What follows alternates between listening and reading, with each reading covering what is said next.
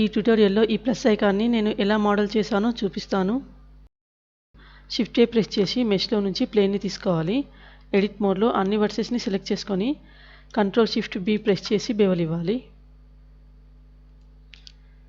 ఇక్కడ profile shape ఉంది కదా, దీన్ని 0 చేయాలి. విడ్త్ని మీకు నచ్చినంత తీసుకోవచ్చు.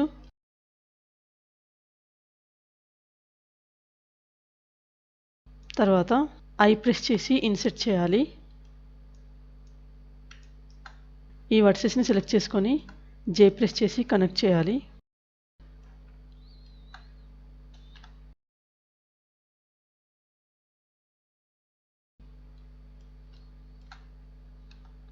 థిక్నెస్ కోసం సాలిడిఫై మాడిఫైని యాడ్ చేసుకోవాలి.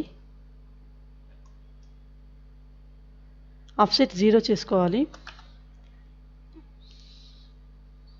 ఆఫ్సెట్ 0 చేసుకోవడం వల్ల థిక్నెస్ వాల్యూని పెంచినప్పుడు ప్లేన్కి 2 సైడ్స్ నుంచి థిక్నెస్ అనేది ఇంక్రీజ్ అవుతుంది.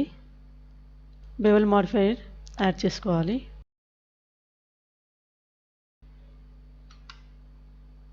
అమౌంట్ని డిక్రీజ్ చేస్తున్నా. సెగ్మెంట్స్ 2 తీసుకుంటున్నా.